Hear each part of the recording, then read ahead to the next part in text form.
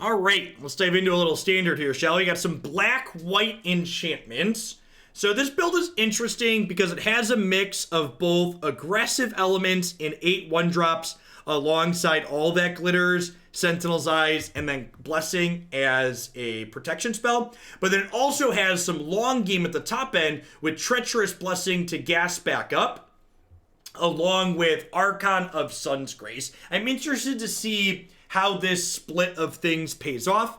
One thing someone in chat is noting right now is that we only have 3 ways to sacrifice Treacherous Blessing, which I think is largely going to be okay. We have 12 creatures that gain life, and our deck is kind of on the aggressive side.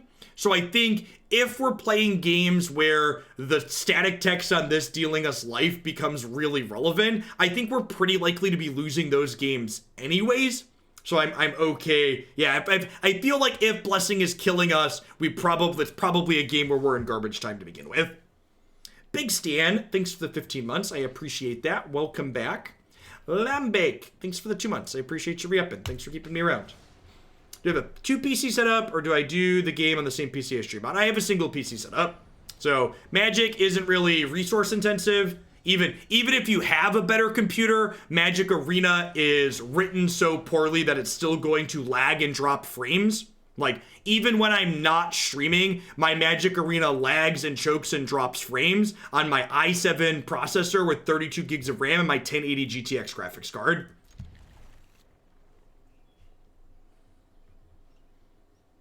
So, that's just like the reality of the software.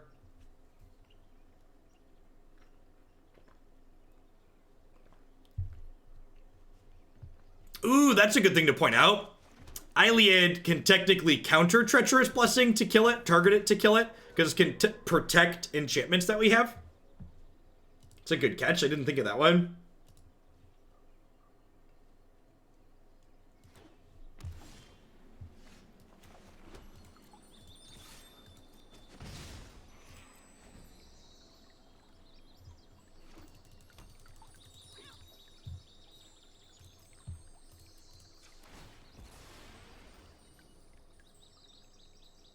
In related news to the feedback I just gave, as a reminder, I am not invited to participate in the Magic Arena early access events. So when the early access happens for Ikiora next week, I will be taking that day off as one of my days in the week off.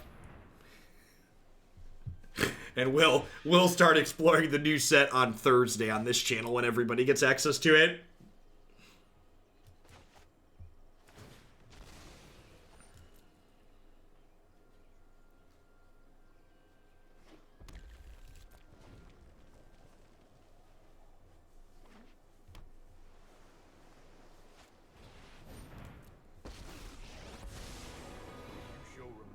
I'm gonna sack my Life's Bounty here to deny them a card draw. Time for plan B.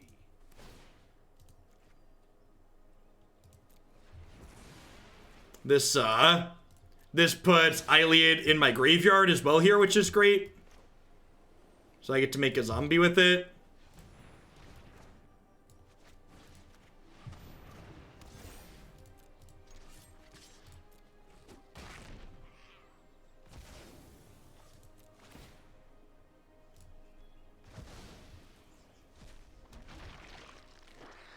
When does the new set come out in Arena? The 17th. So our hopefully our second Hoaglandia Open will include the new set.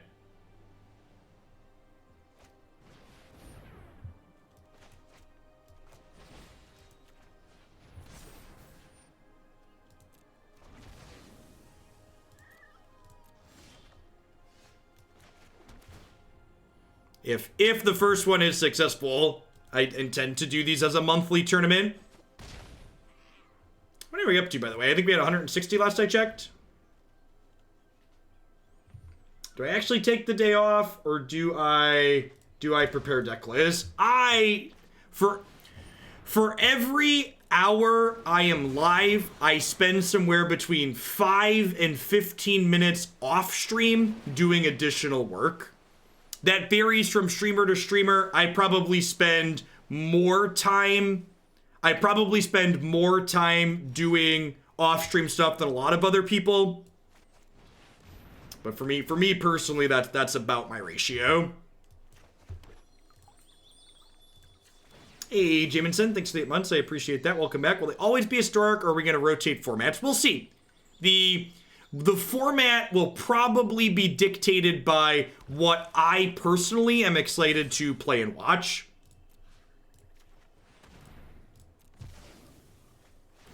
Thanks for the 2/3 of a year, Jameson. Welcome back.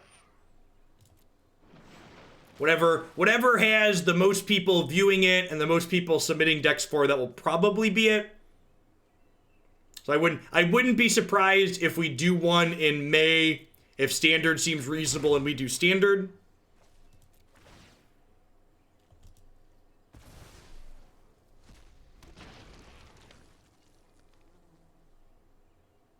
Yeah, and that's why I do, like, we were talking about Crokies yesterday, and he just streams an absurd amount. Like, there's some weeks, if you look at my stuff, where, like, I'm only live for, like, 30 hours in that week, because if I stream for 30 hours, I probably work for close to 40. So I agree, especially when you're self-employed, it's really important to try and strike a reasonable work-life balance. Because when you work like this, it's possible to just, like, you could work as much or as little as you want, and your income kind of fluctuates with how much you stream.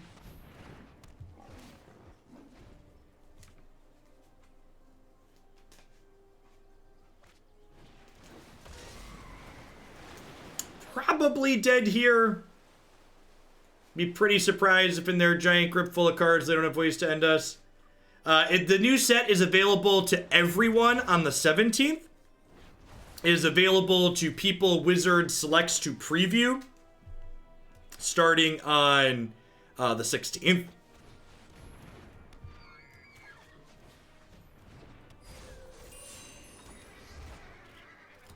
I don't know, Puffed.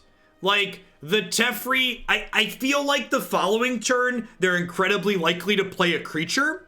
And if they play a creature, I can no longer attack for lethal. So, like, putting them down to 1 turn lethal doesn't really have upside, if I'm not going to be able to get through to deal it.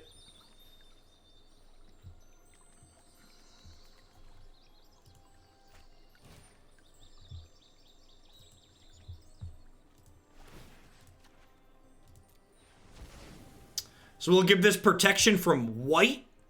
That way, in addition to preventing damage from the Clarion, it also will not be able to get bounced by a Teferi. Oh, I lose my enchant creature. Right? That's how protection works. It doesn't matter. We're dead regardless.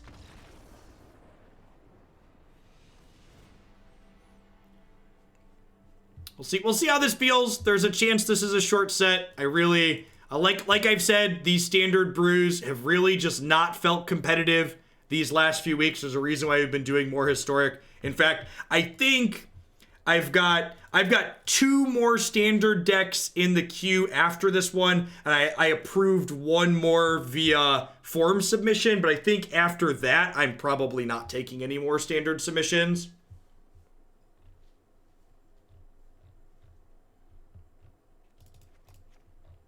I don't know how many of these I want. Being able to kill their big thing seems good. Starfield Mystic mostly just dies to their sweeper. All that glitters really kind of sucks against Teferi. Blessing's a tough line, because, like, I kind of want Blessing's effect, but it's real bad against Teferi.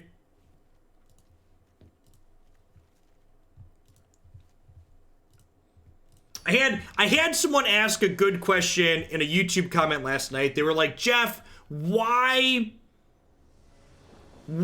doesn't, they asked, why is historic more brew friendly than standard at the moment? And I really think the answer to that question is Field of the Dead and Nexus of Fate. So the types of decks that push and punish a lot of the brews in Standard right now are decks that aren't competitive in Historic because they don't keep up with Nexus of Fate, and Field of the Dead.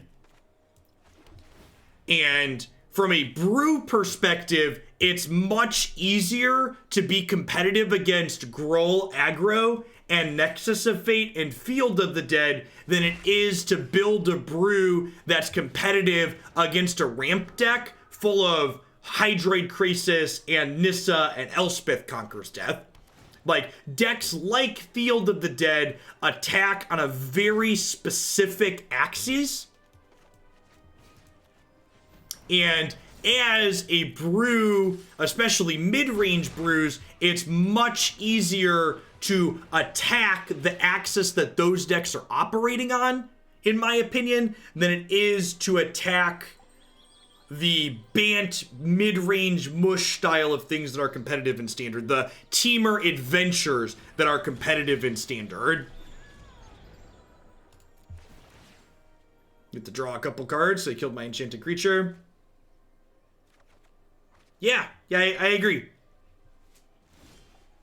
I think that bit of nuance, people not, is something that it's really difficult. You even see good established players that have played Magic for a long time miss that nuance where one thing at the top changes what's playable in the middle.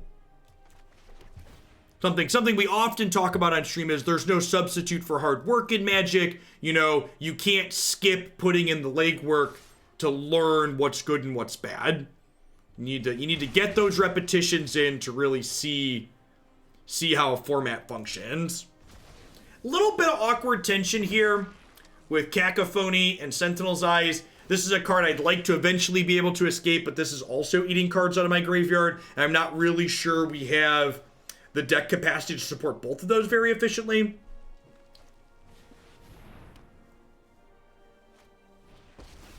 I would be very surprised if they ban anything in Standard. I think expecting bans in Standard is unrealistic. That being said, much like I'm really hoping that Ikiora just surprises me in a way similar to Theros surprised me.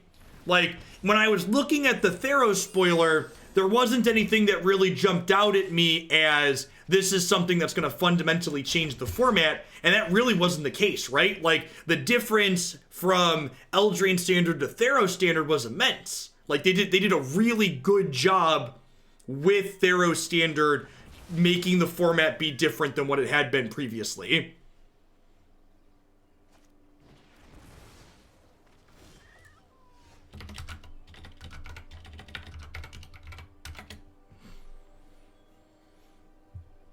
Yeah, at a minimum, I think the companions are excellent sweet cards.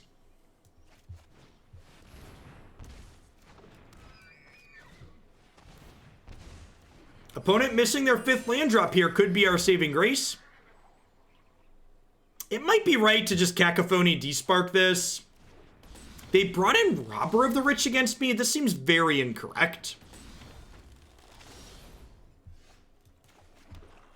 I feel like boarding this in is them misassessing their role.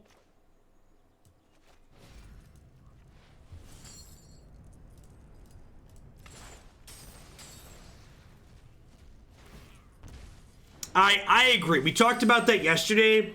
Let me Pikachu, thank you for the title bump. I think whoever made the decision at Wizards of the Coast that they wanted to run C20 spoilers in parallel with the new set spoilers, my feedback would be that was a bad decision that's confusing for me as a player. As someone who's really involved and like plays a lot of Magic, it's confusing. So like people that aren't as heavily invested, I have to imagine it's confusing for them as well. More confusing for them even.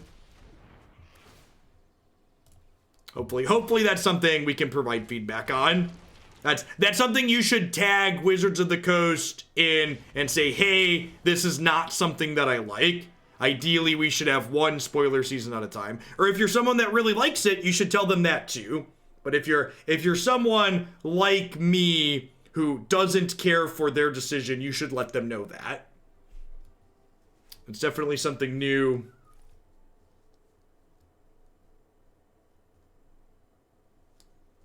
Hey, Mr. Land drops a tide, we take those. Yep. I don't know that this is a Disenchant matchup.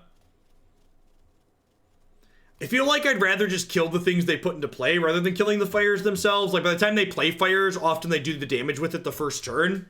I think I'm gonna not bring in Disenchant again.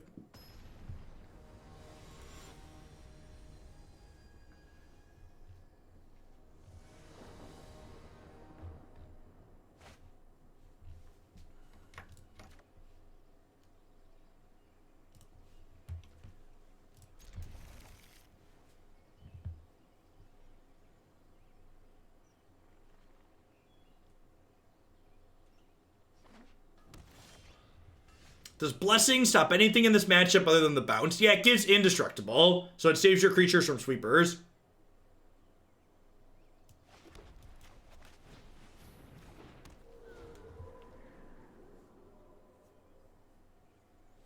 Odin, thanks for the third of a year. I appreciate that. Welcome back. It doesn't help that on the spoiler site, one of the C20 cards can actually put in with the IQR cards. So think about that.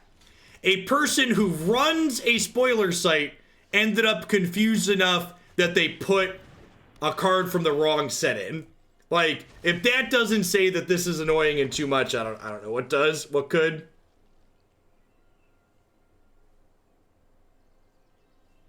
So I chump blocked last turn so I could have 2/2/2s this turn. So that way it's very unlikely that my opponent's Rob Brother Rich can attack and survive. It's me, your dad. Thanks for the 19 months. Welcome back.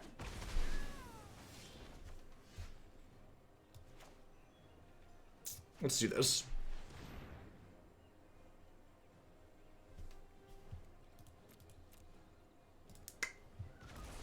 Maybe I'm just supposed to take the Sphinx there. I could go either way on that.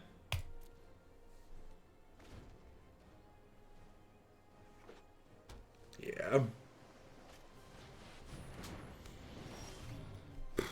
Ooh, that's a good one.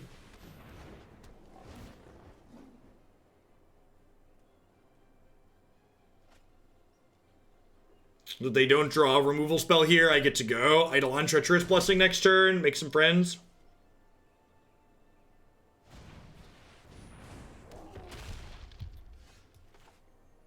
This attack seems really weird because, like, they only do 1 damage, basically.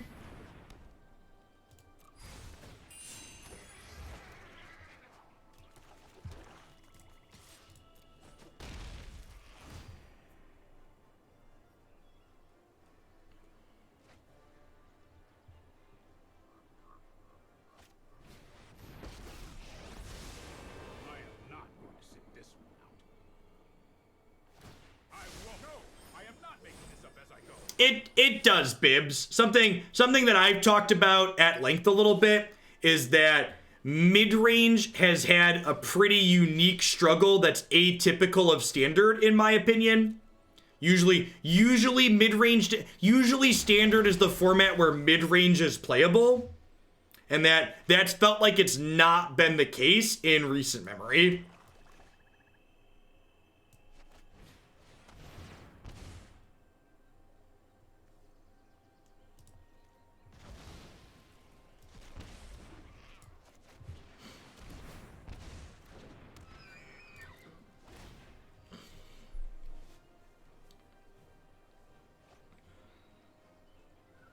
Was the last good mid-range deck the Golgari deck? Yeah. Yep.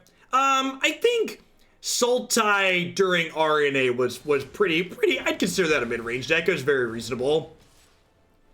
Gosh, these attacks are just so aggressive. Really feels wrong. Sultai Dreadhorde was good. I don't know. I guess Sultai Dreadhorde skirted the line of being a mid-range deck. It's close. I don't know. Yeah, I feel like I could go either way on that one.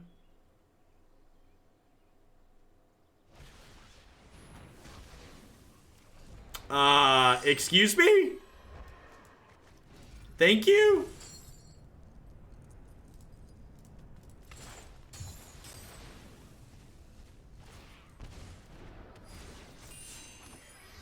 Feel like this was my opponent's game to lose, and they chose to lose it.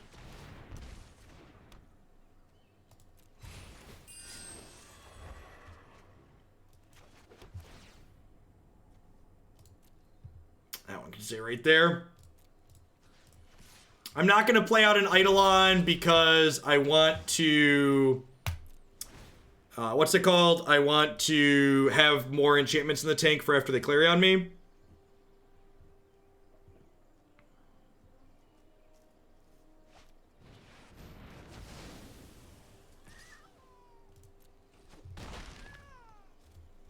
Instead of you asking me why I'm not playing a card, can you instead tell me why I should play the card you're suggesting?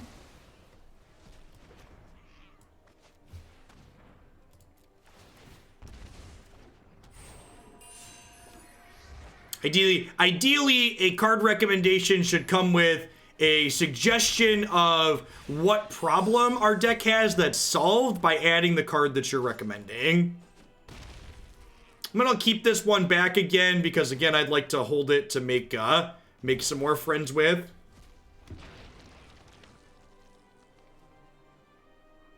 Treacherous Blessing's been really impressive here, propelling us into more gas.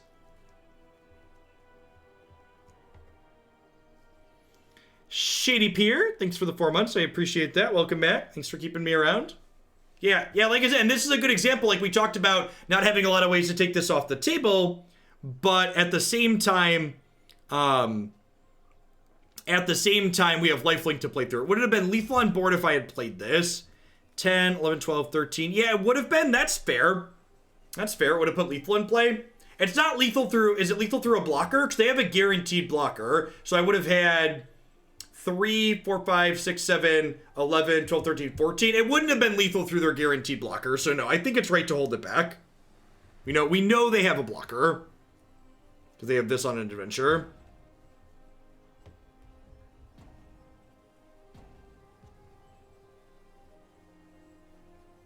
I expect Mutate will likely be constructed playable. A number of cards with Mutate will likely be constructed playable.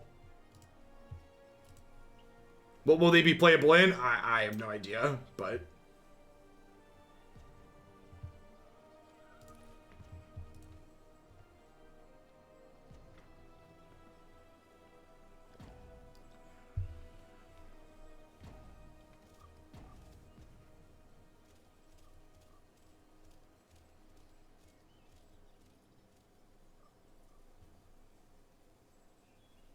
I wonder if we'll see a Mutate deck like we did an Adventure deck. Yeah, maybe. I wouldn't be surprised if there's some Innkeeper-like card for mutations.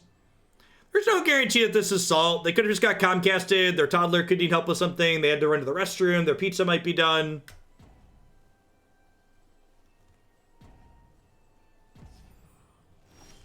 They revealed an Innkeeper. Hey, sweet.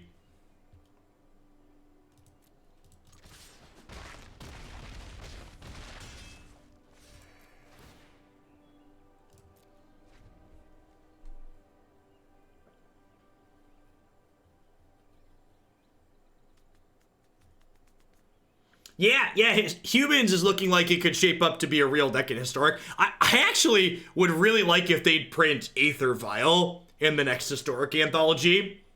I think that would be a great one.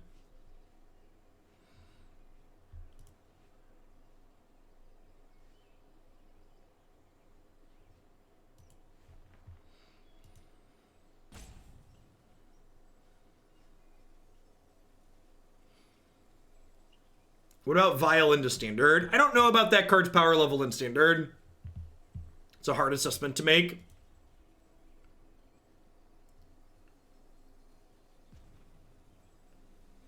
I think if getting Kite Sailed into Meddling Mage is playable in Historic, the format's probably in a good spot. Lukewarm take. The best points in Modern's recent history occurred during time periods when Humans was the best deck in the format. If a deck like Humans in Modern is the best deck in the format, I think the format's in a very good spot. I don't keep up with all of what the spoilers do, so feel free to submit anything using the forum on my website. I'll always usually respond to those every single day.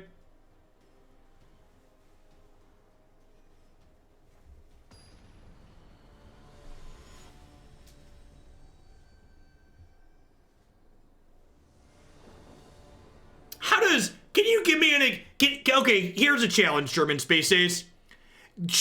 Describe to me a Magic card that you think is okay to print when Aether Vial doesn't exist, but it's not okay to print because Aether Vial exists in the format. What does that look like? Is my question to you. Please be descriptive.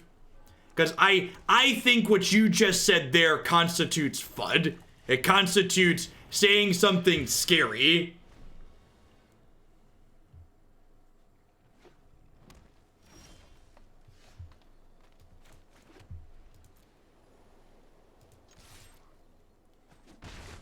I think Vial is fine too, but I'm willing to entertain the possibility that I could be wrong if we can have an actual discussion about it.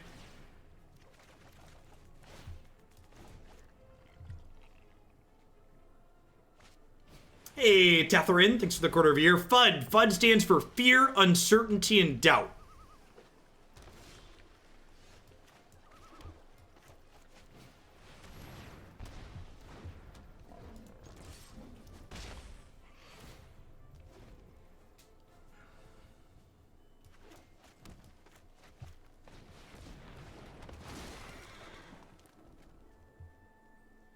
Yeah, Vial is a real bad draw late, and honestly, Vial's a card that has a real deck building restriction, right?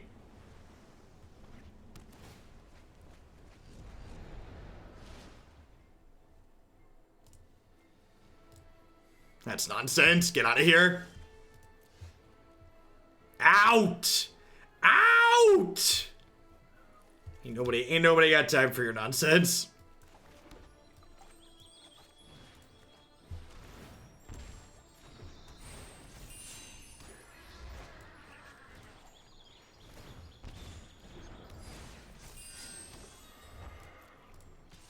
So they dumped an Agent of Treachery in their bin, but even if they get that, I have Blessing to stop them from taking my things, so...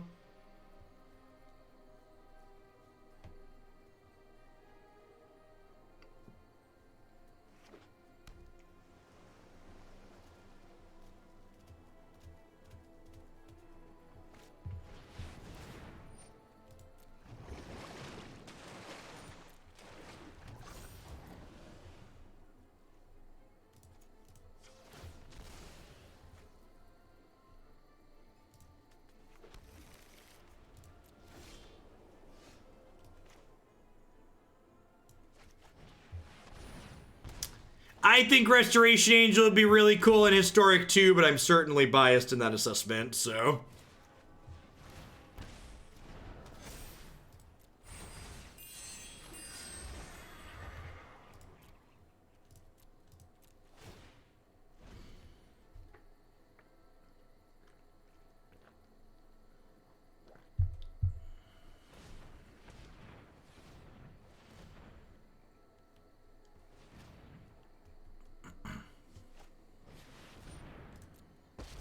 Archon of Sunsgrace looking impressive here.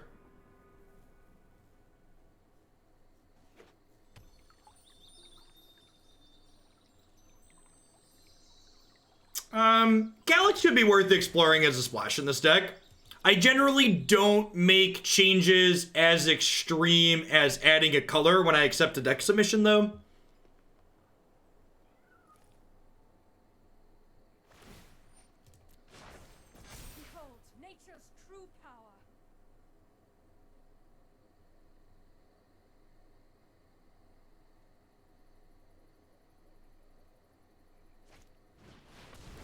One of the things Magic players do that I don't really like is that they always try and draw parallels to cards we already have with new cards. It's okay to just be like, this card is new and different, rather than this card is bad pod mom.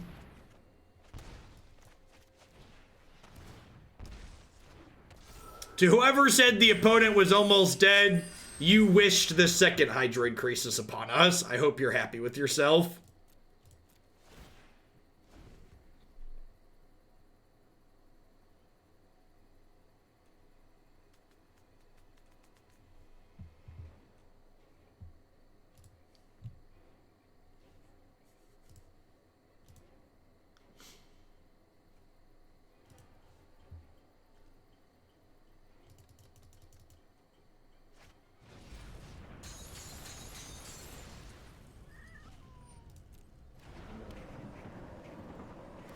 So they're going up to 19. I currently have 12. So like if they block 3 flyers here, they take 12, so they're not quite dead yet. I have 2 more, so that's 14. Our best draw here is like Treacherous Blessing into more gas. Because if we can snowball a couple of enchantments together, we can put together a big attack in the air.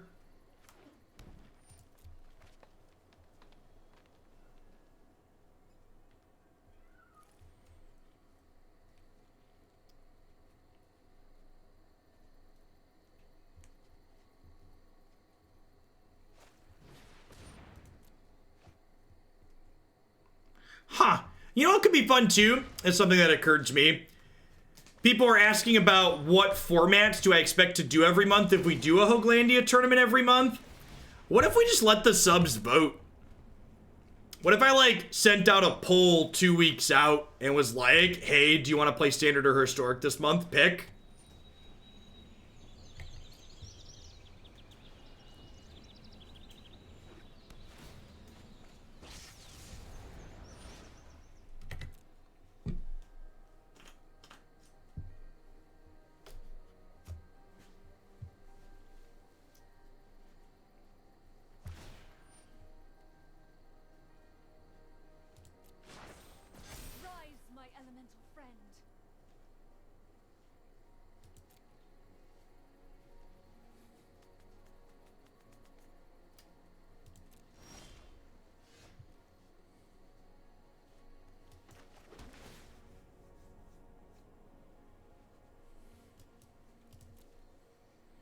I mean, we'll kind of have voter ID laws because you'd have to be a sub to vote.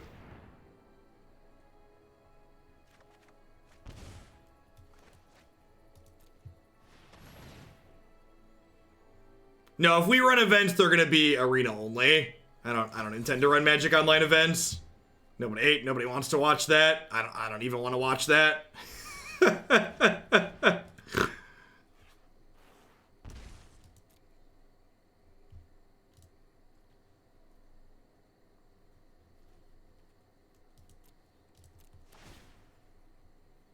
Hey, look, we made a friend.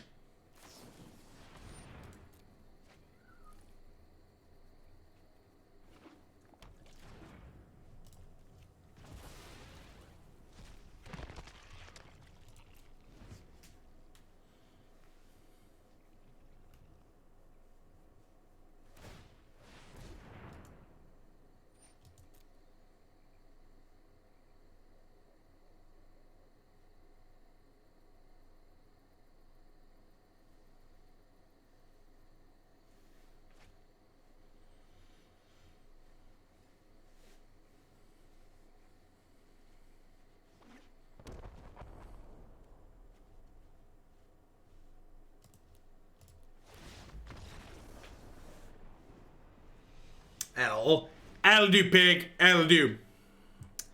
Despark sounds good. Agonizing Remorse sounds good. Starfield Mystic, the board just gets gummed up, so that seems not great. Maybe Remorse actually isn't good. I think I'd rather just have things that play to the board. Yeah, there are ramp decks. They're just gonna like peel something good off the top. Let's just kill the things they put into play and run them down.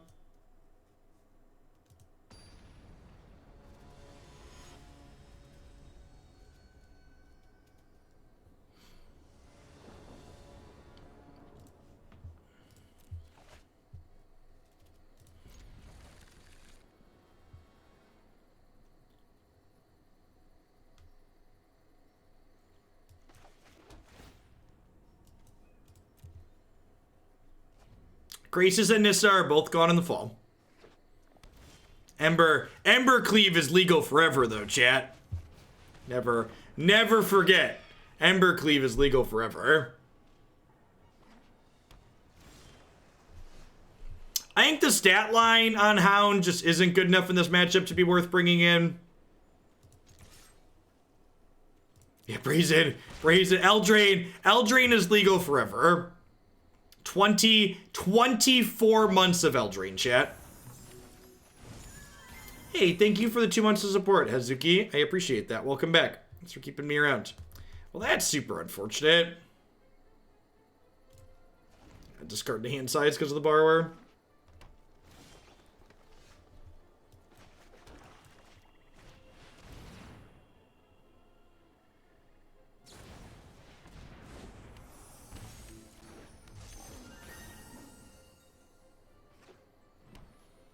I just like playing against small edges aggro decks, and like as long as Ember Cleave exists, small edges aggro decks just like aren't playable. It's just the reality of it.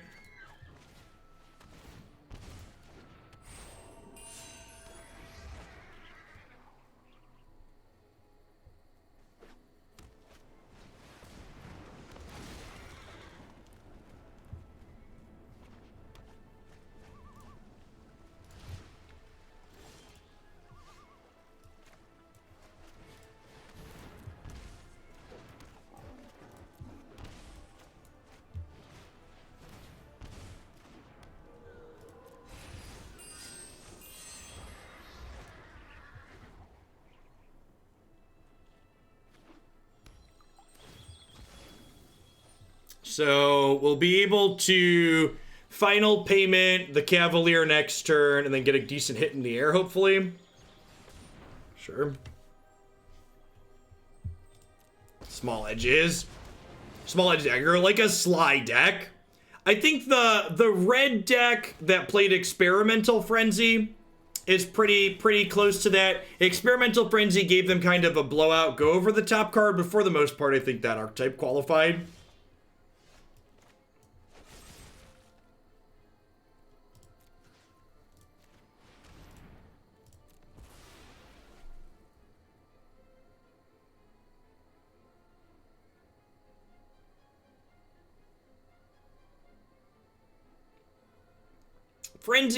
Frenzy felt combo-ish. The game kind of ended when they got a good Frenzy, sure. But they had to play Frenzy. They often had to untap with the Frenzy, and then it had to be good. Whereas with Ember Cleave, there isn't the game kinda ends, is it does end.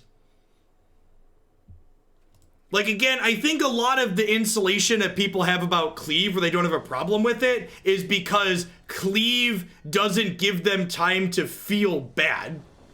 Like, a card like Frenzy offered so much more counterplay than Ember Cleave offers.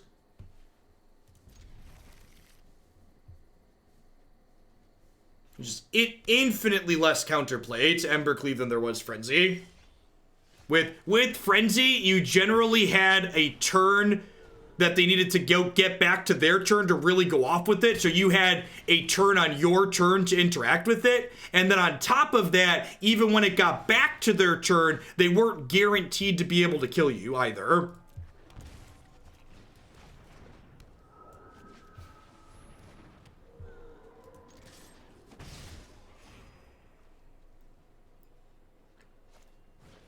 Yeah, when your cards were sorceries, they could matter against Frenzy. Yeah, your sorcery speed interaction doesn't matter against Cleave. You just die.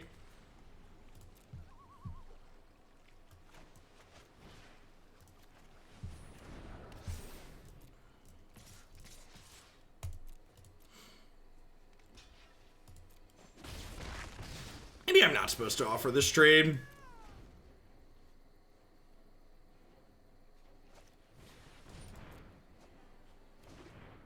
They don't have a land. That's good.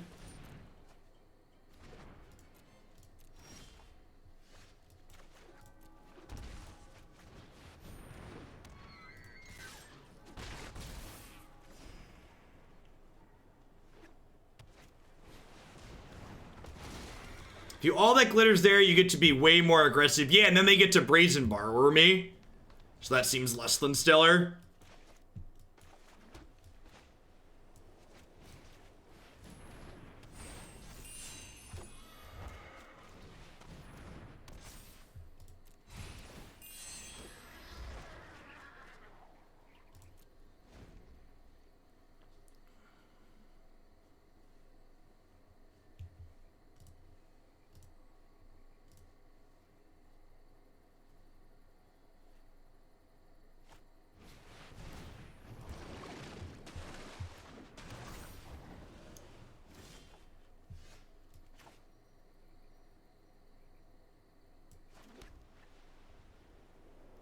Do we have lethal? If I sack this, I lose 2 enchantments, right?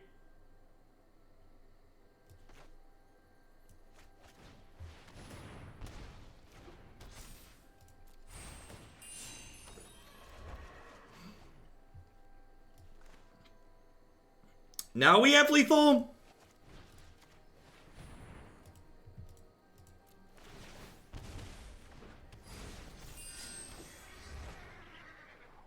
This is exactly lethal, right? Because we sack this and it's mine. I lose 4, and then I hit them for 13.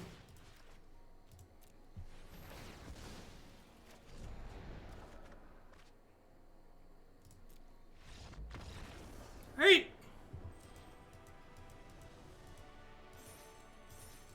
Feel like that was a good showing of Treacherous Blessing too. Yeah, we had 3 other creatures that could attack too. I didn't check daily deals yet. We won a match. We beat the Fires deck too. Thank you very much.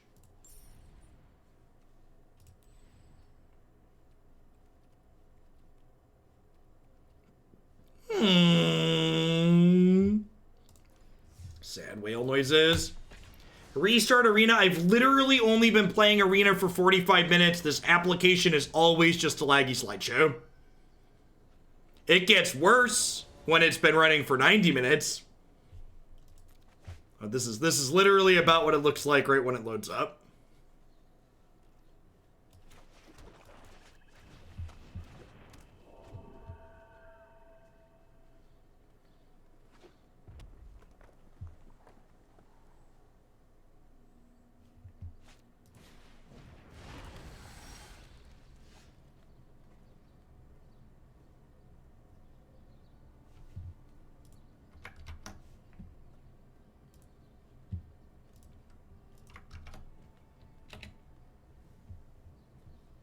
How have I been? I've been swell.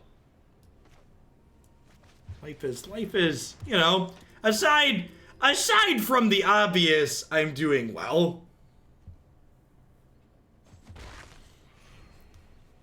Under the circumstances in which we currently exist as a society, I have been doing well.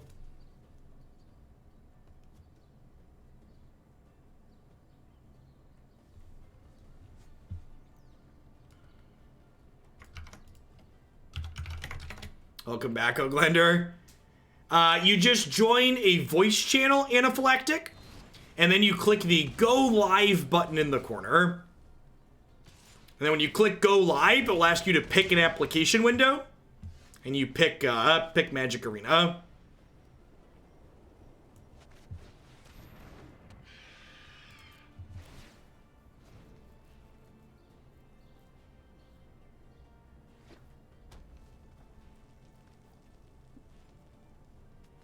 Yes, Kinder is. Yep.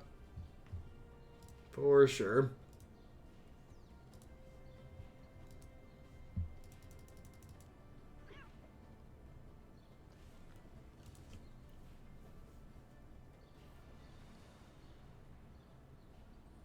I left the Eidolon back this time because I probably should have left it back last turn too, honestly.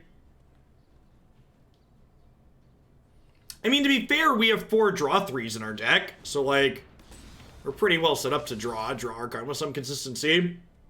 If they attack with this robber here, I'm going to go ahead and trade with the Cacophony. Just preserve my health total, not let them trigger light up the stage.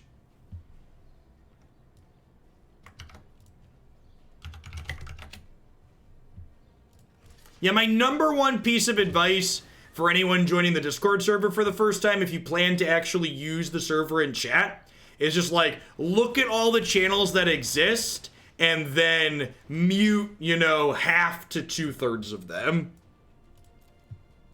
The ones that aren't of interest to you, you should turn off. Even I have a number of channels muted.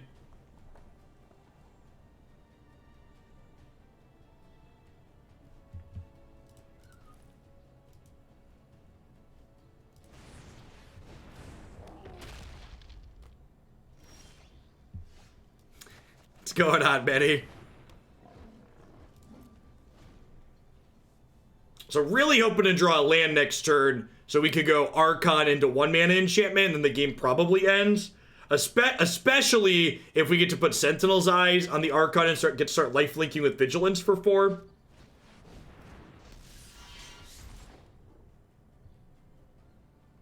I think I'm on the no blocks here on this one. Untapped land, please.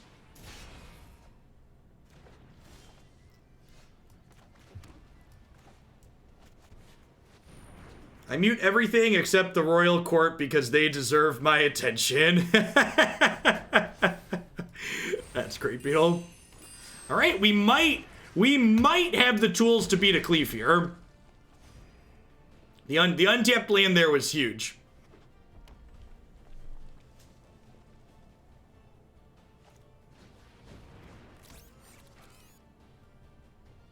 Is Matt going to cast the oath with me? I think so. I need to work out some of the logistics still. Tuesday and Friday, I'm probably going to be working a lot off stream just so I can figure out the logistics of getting that tournament run.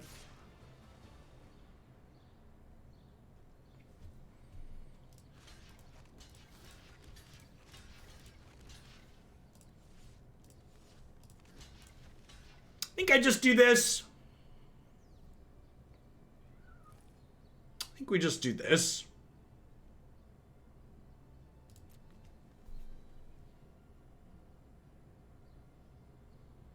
It could be right to double block here to force them to cleave this so they don't cleave Annex, because this Annex is going to hurt.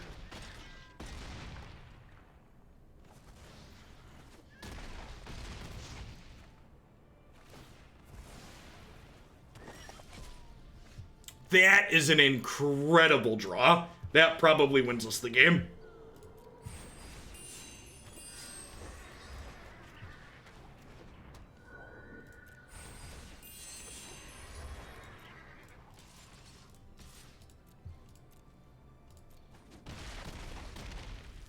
So we get to put Archon of Sun's Grace in front of Annex and give him pro red this turn, which means he's going to soak up 10 points of damage.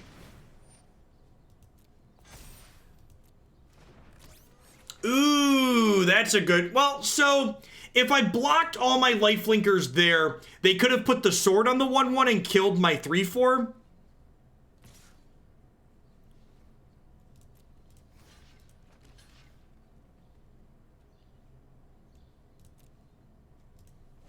Let's see. If their last card's Bone Crusher Giant, they get to get us. Doesn't look like it.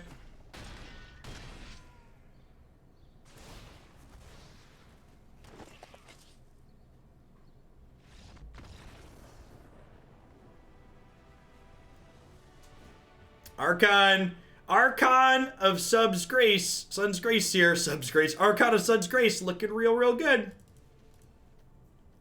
I think Hound Dog comes in here because it's just a 3/3 with lifelink.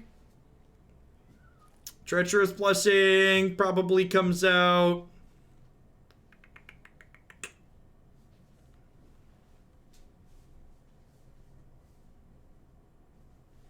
Right, we're on a trim. Just 2 dogs. Seems fine.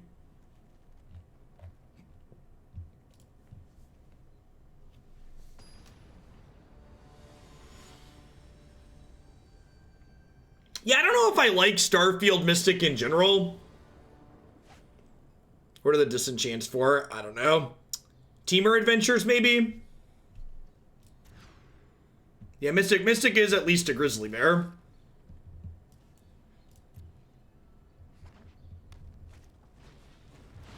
You thought protection was cannot be dealt damage. It is.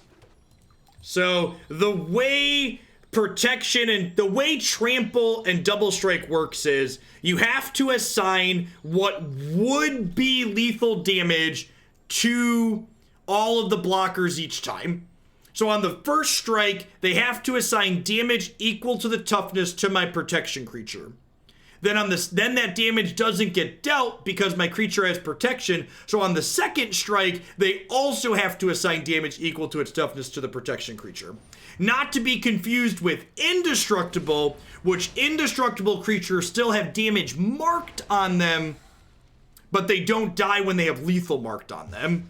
So had my creature been indestructible, it would have only absorbed 5 damage from that double strike. But because it was protection, which is an intuitive and easy to understand mechanic, it absorbed 10 points of damage.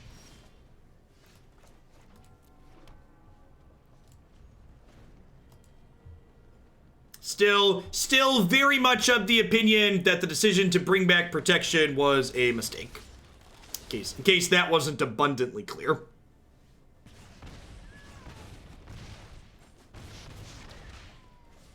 I especially think when you consider the fact that hexproof from a specific color was such an elegantly well-designed mechanic, I really felt like hexproof from a color was a great middle ground.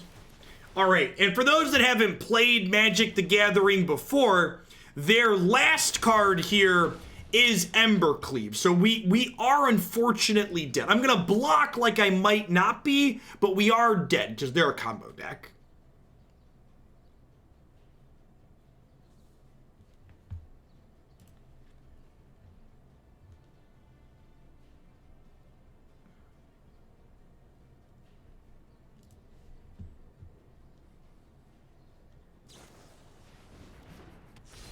Ah, mono red. Tank, play the Embercleave.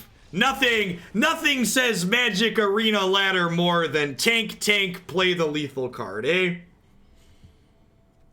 A tried and true Magic Arena Ladder classic.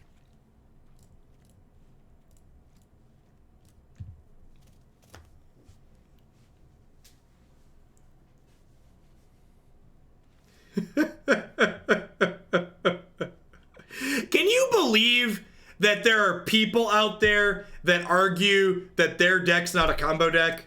I mean, like, I guess it shouldn't surprise me because, like, there's people that have always made the argument that Grixis Shadow in Modern wasn't a combo deck. Hint, you play Temur Battle Rage, you're a combo deck.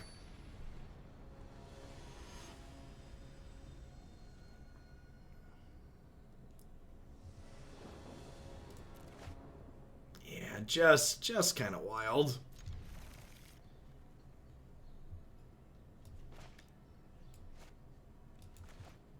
We want God's Willing in these aggro matchups to blank Bone Crusher and blow out blockers. So the problem with God's Willing is twofold in my opinion. First is that if you watch these games play out, like that last one we just got run over in, there aren't a lot of positions where you can afford to hold up mana to save your stuff.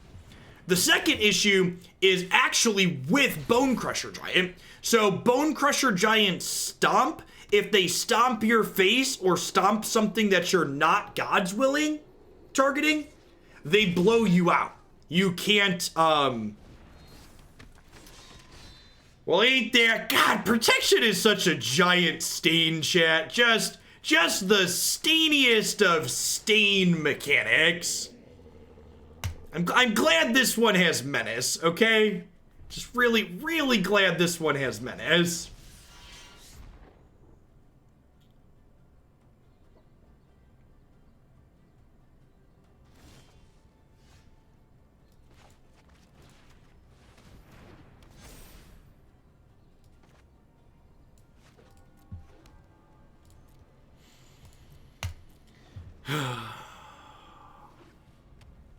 Hey, the Hoaglander. Thanks for doling out a sub-gift. I appreciate the support.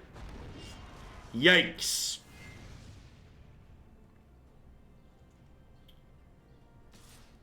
Hey, thanks for the 6 months, Soul. Welcome back.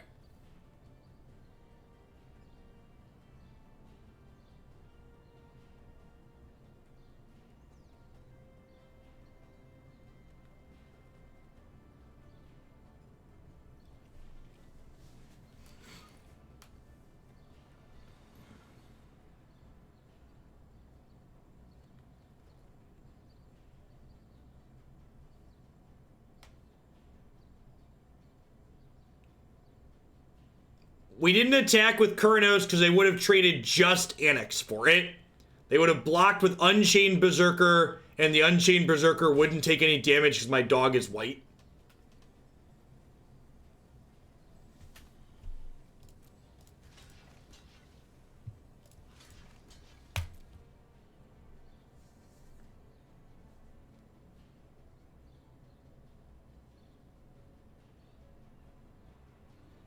They would have had to trade Fervent Champion too. Okay, I don't know if that exchange is actually good for me though.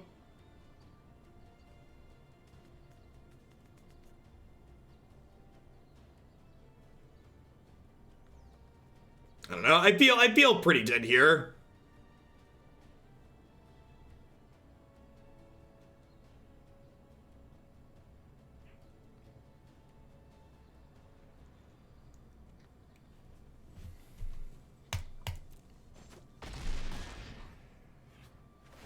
Oh, I lose both here because of the... Alright, whatever. Let's try one more. I don't know. Like I said, in my opinion, one of my favorite things to do in Magic is play against aggro decks, and this format just doesn't have anything that feels like traditional aggro. The fact that the red deck, when it wins, generally combo kills you, it feels bad. Feel free to disagree, but it's subjective. Not a huge fan of the play patterns of the red deck.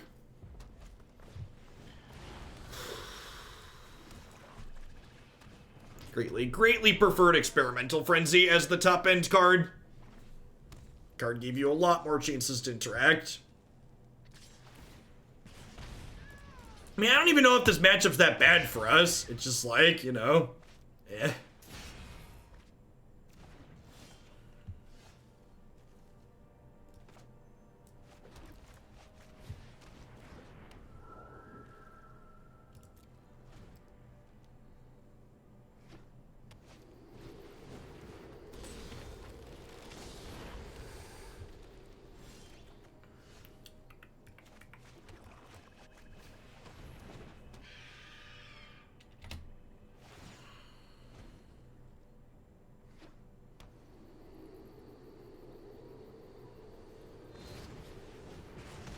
So is the historic red-green deck aggro combo 2? Yeah, I would say so.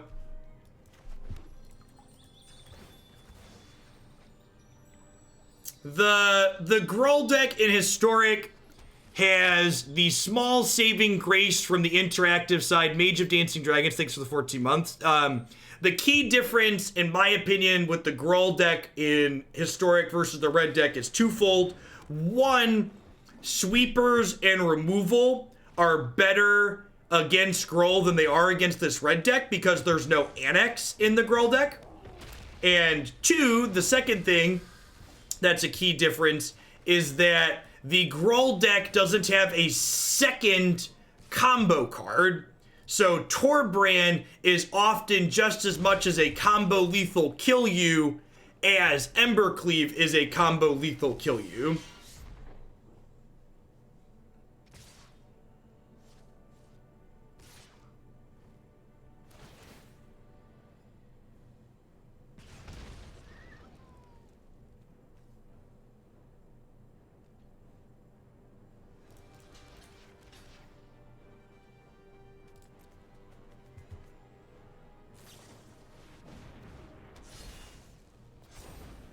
I think taking Blessing out is wrong.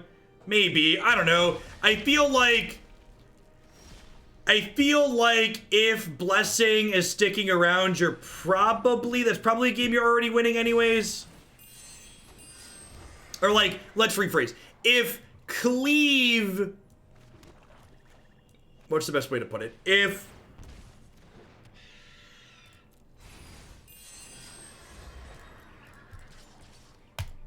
If Archon is sticking around, you're probably winning the game anyways. And if Archon's not sticking around, this is basically a blank.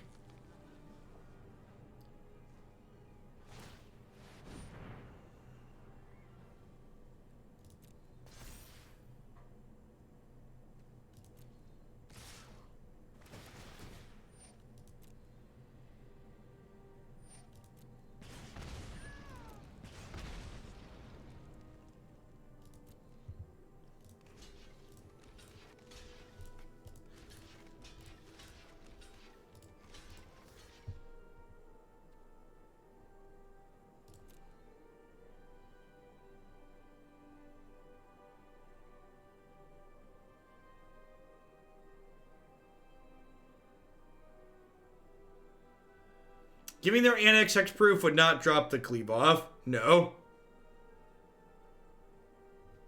Hexproof. Hexproof is explicitly affects your opponent's control. Hexproof also, either effect doesn't make equipment fall off like it makes enchantments fall off. Giving Annex protection from red would make the cleave fall off though, correct.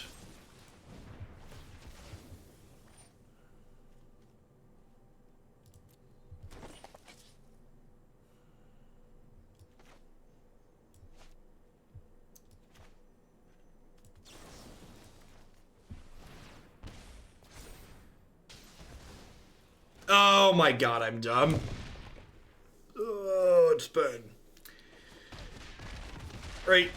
Oh, right. Well, you know, details.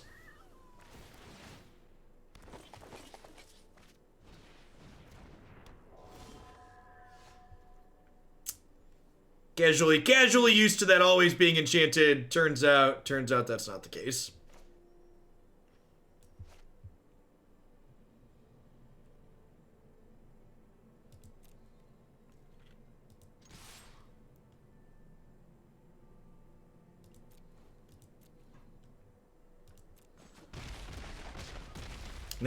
It would have actually been lethal this turn because I'm a big dumb stupid.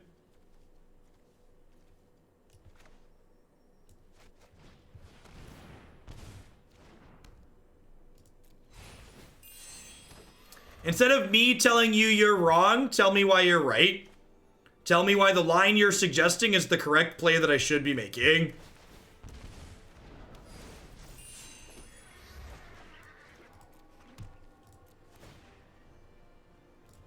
I don't really want to cast more spells because I lose more life that way.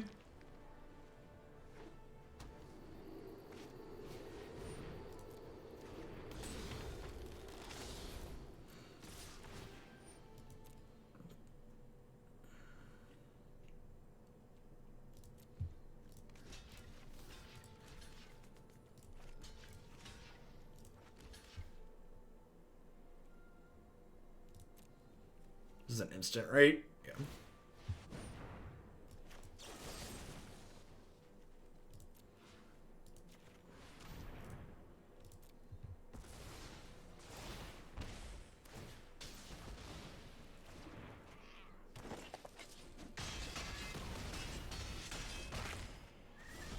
All right, we beat a cleave. In spite of myself, we beat a cleave. Advert took Rose time to reset. That's the hit.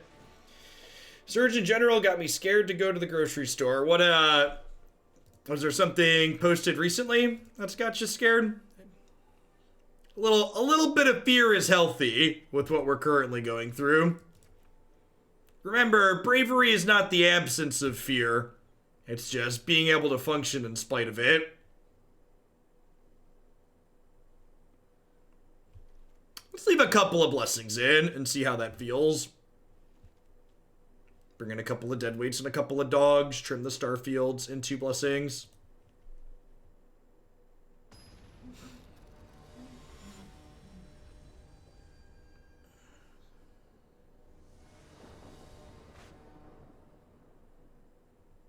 Yes, you should probably be a little bit afraid to go out in public. Everybody should be staying in that can stay in.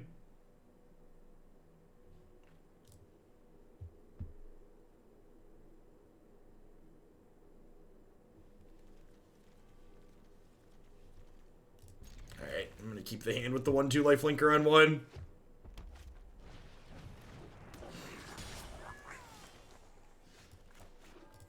Stores near you are requiring masks to enter. It's like good to a degree. The part of the problem is like we don't have them really available.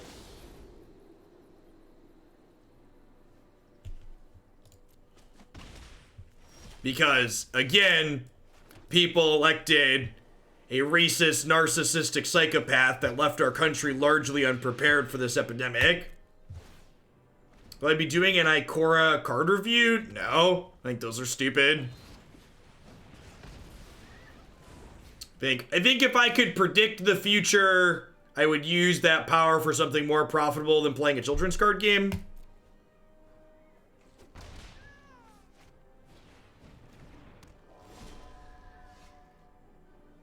A lot of card reviews turn into like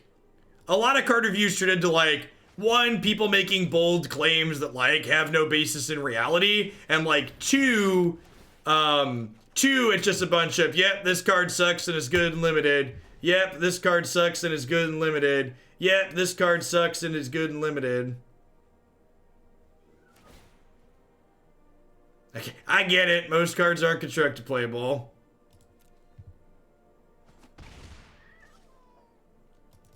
I might ping Cool Stuff Inc. I don't know what Cool Stuff Inc. is like right now, if they still have budget to pay for extra spotlight articles.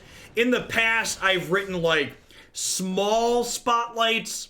Like I'll skim the entirety of the set and like pull out like, you know, a dozen or 2 dozen cards that look like they might have an impact in formats and talk about that, but it's just really difficult.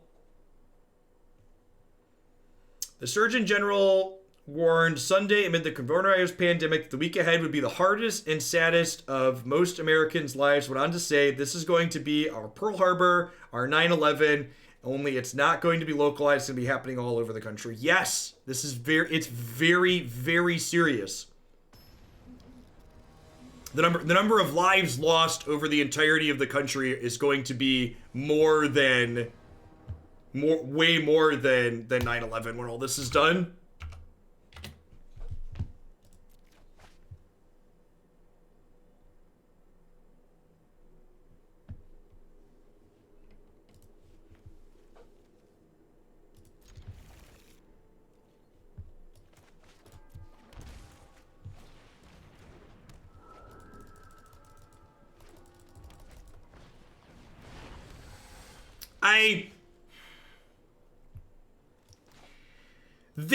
This moment where our country is woefully underprepared because of Donald Trump, I want you to remember every time you had a chance to tell one of your family members or friends that you knew supported Donald Trump, and you decided that it wasn't worth your time to fight about politics, and you wanted to put politics aside and just be friends with them, or family comes first, or any of that. I want you to remember that maybe if more people had stood up to their racist uncle or their father, fuck you, get out of here, the entire world's unprepared, that's nonsense. You should go look at what was done in other countries in response to this and handle this, and you tell me that the entire world was unprepared like the US was unprepared. That is a blatant lie. That is FUD. It is not based in reality.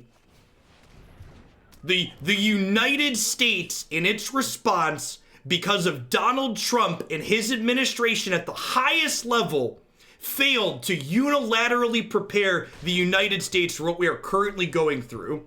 More people are going to die in the United States because of Donald Trump. And the people that supported him and put him into office hold responsibility for those deaths. Those deaths are on him and his supporters. They elected a raging, childish, narcissistic psychopath into the White House who uniquely dismantled our safety nets and left us unprepared for this thing in its entirety.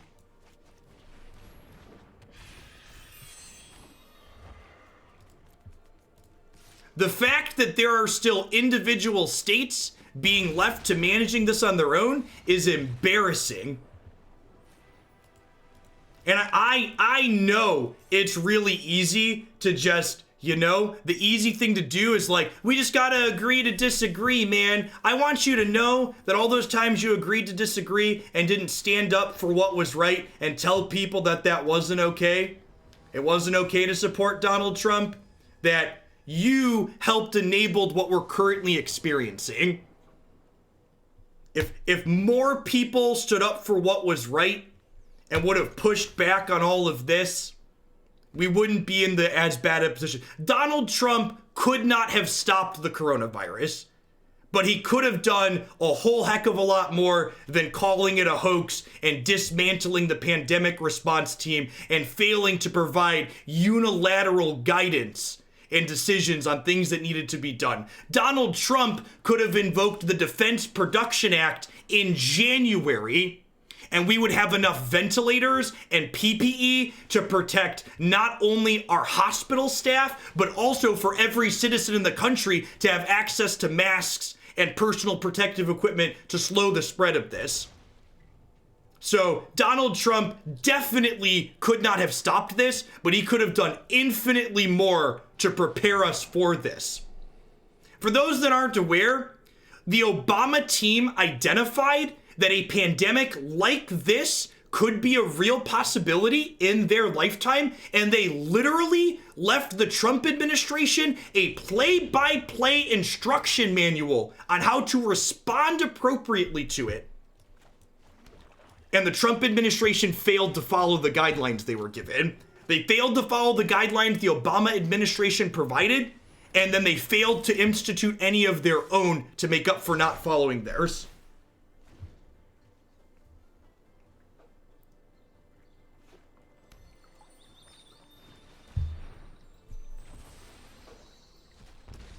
The past year has stripped my ability to be empathetic to Trump supporters. Once upon a time, I had the ability to be like, you know what? A lot of these people mean well, and they're not hateful themselves. They've been conned by propaganda, and they mean well. Well, at the end of the day, it's not your intentions that matter, it's the impact you have. And all of the people who mean well and they're not bigots and they're not hateful, they vote for Donald Trump, they're supporting hate and they're supporting bigots and they're supporting an administration that was just unprepared and mismanaged this whole thing on top of the racism. So at the end of the day, it just doesn't matter what their intentions were, because their intentions are meaningless when you look at the actual results of what's happening as a result of the people that they support and what they've done. Something that's really stuck with me is an excerpt from one of Dr. King's notes, where he talks about how one of the biggest obstacles to equality is not overcoming the racists, it's convincing the moderates that sit by and allow racism to happen for the sake of allowing civility to exist, that the people that are fighting for equality need allies. I just like, every time you choose to not tell that friend or family member that what they're doing, saying, and supporting is not okay, you're being one of those moderates sitting on the sideline. You're condoning their actions. Silence always helps the oppressed. Always helps the oppressor, never the oppressed.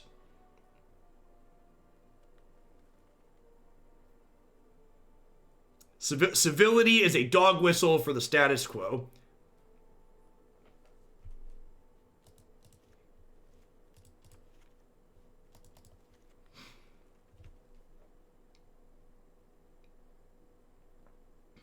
That, you know, maybe that gives hope, Niv. Maybe, you know, it's tough. Mana Tribal, thanks for the biddies.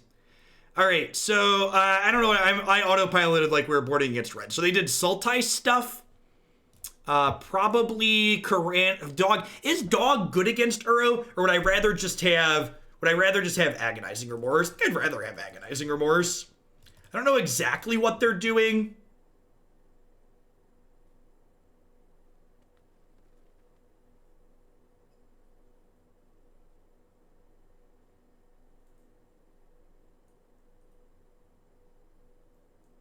I think I'm just gonna, I'm not 100% sure what their decks are doing. They mostly just like played Uro and died. So I think I'm gonna bring in Remorse for now. And I'm going to just kind of trim around the edges to bring those in. And I'll reserve the right to re-sideboard after we get to the third game, if there's a third game.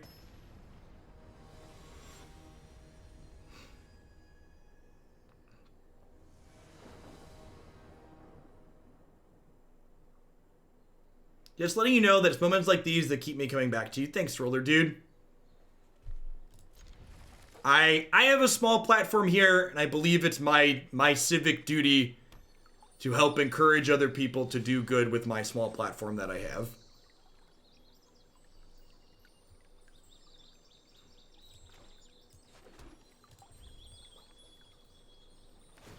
It's probably too long to clip. Maybe I'll pull it out as a separate YouTube video.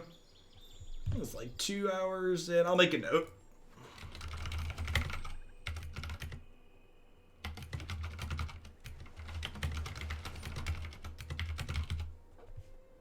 Medium Spoon, thanks for keeping on as a tier 1 sub.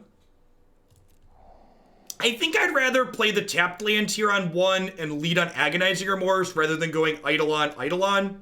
And like, if they take my discard spell here, I could just do double Eidolon on 2.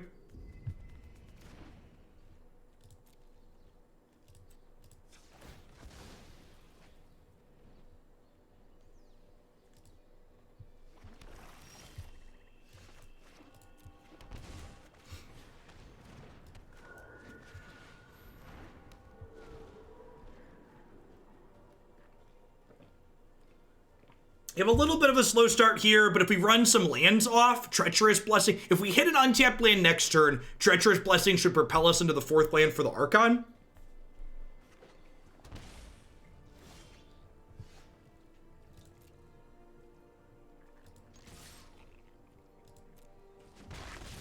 Unfortunately, do not have an enchantment in our bin yet. I think I'm just playing this out.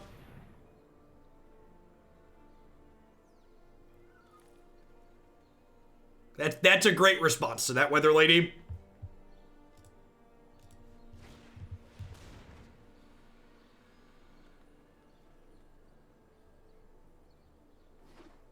I need to go back and look. I think I dropped one F-bomb in there, but usually I don't tag them in SFW unless I swear a lot.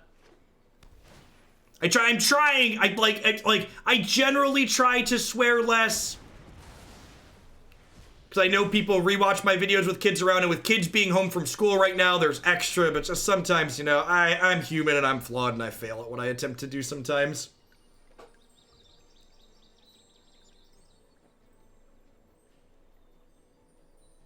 I grew up, the theater that I worked at during undergrad and growing up, we just swore pretty casually all throughout my teenage years, so it's been a tough habit to break.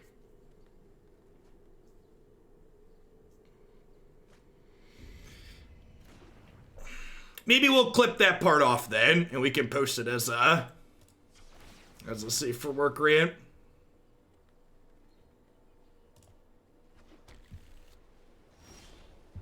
We'll see. I don't think I'll lose context there. Just bleep it. We could do like Colbert does, yeah.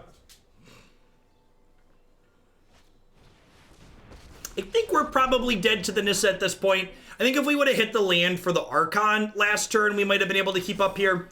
But I think even if we hit next turn, we're probably too far behind.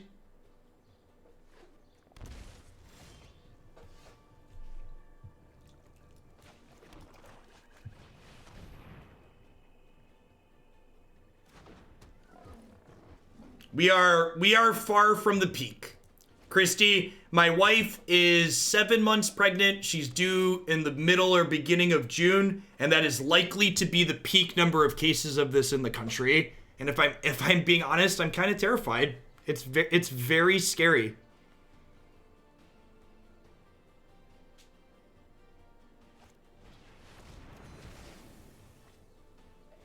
Nacho St. John, thanks for the Prime support. I appreciate that. Welcome.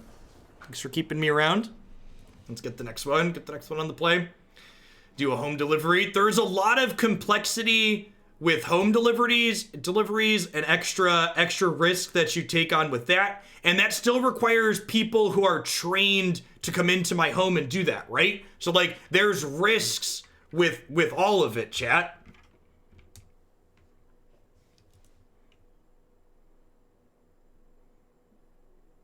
Yeah, dude, I think we'd rather just do the hospital and get in and get out.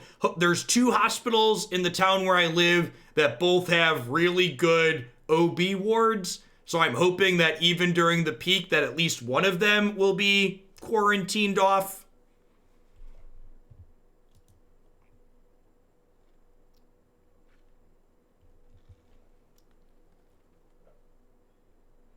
Johnny says friend a lot in his voice lines if you want to censor it.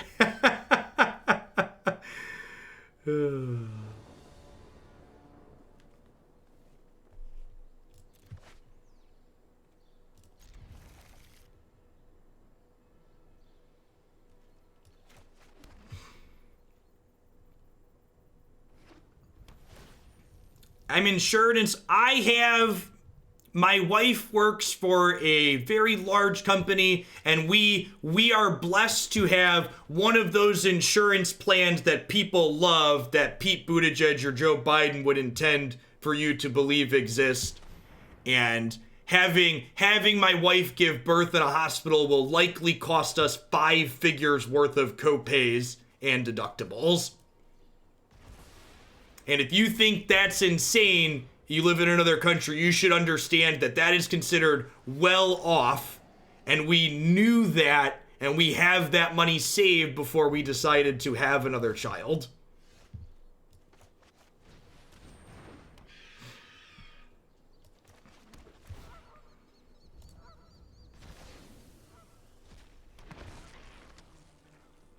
In large part because of people here like you, this job gives us extra income. When Christy and I do our budgets, we generally budget where like my income mostly goes into savings and paying our mortgage sooner, and we decided to take a little bit of that and have another child, which having another child seemed like a good idea, when we were conceiving it. Back in the timeline when we were conceiving it, 8-9 months ago, like things were, the last 2 months has been. It's been, yeah, you all know, you're living in the same world I am.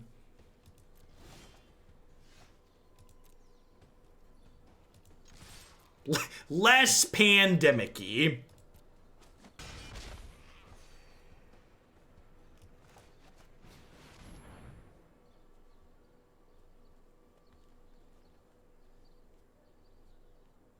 Now, I was just about to say, the way I phrased it was not good. Everybody thinks it's a good idea when they're conceiving. You're not wrong. We planned this.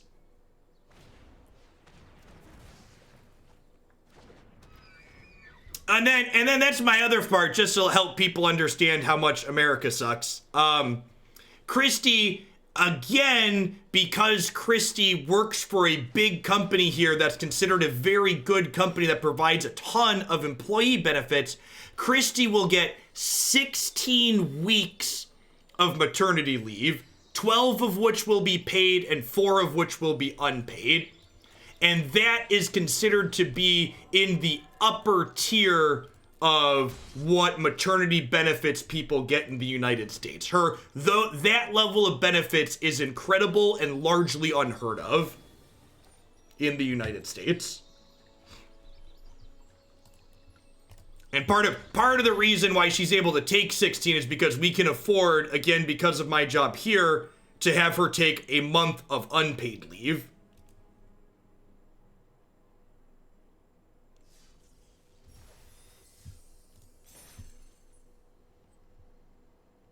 So her job gives her 12 weeks, and then she can take 4 weeks unpaid. As for this, honestly, Cream of Extreme, thanks for the 18 months. Welcome back. Thanks for keeping me around. Honestly, this deck performed a lot better than I was expecting it to. I've had pretty low expectations going into standard decks of the late, and this one exceeded it. Archons of Sun's Grace, when it like pops off and really gets going, is like super powerful.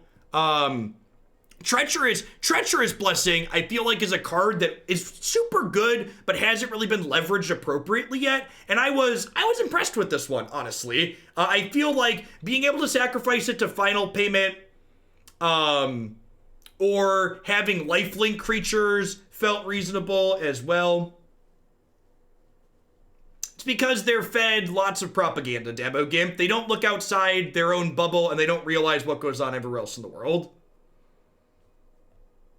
I assume I'm going to be taking time off when the baby comes. I'm going to take at least a week off here personally. This is a job where if I don't work, I don't make any income. So I will probably ease back into a schedule. Like, I imagine the week after I'll probably be on for a day or two, but exactly how much is going to depend on like what the insanity in the world looks like, how the actual birth goes. There's a lot of factors. Assuming, fingers crossed, everything is healthy, reasonable, and smooth, I imagine I'll be back a week or two after. I don't intend to take, assuming there's no extreme complications, I don't intend to take more than a week off. So, Starfield Mystic, just to finish, concise wrap on this, Starfield Mystic is the one card that, like, I don't think this card's very constructed playable. It's just super weak, it's a synergy card, it's low, all that jazz. Top Toe, thanks for the biddies. This would be one I would cut. I don't know what else I would play. I feel like you might want another threat, but you also might be, I can't spell enchantment. You also might be able to get away with playing only 16 threats just because of Treacherous Blessings. I'm not sure. 18 might be the floor on how many creatures you can have. So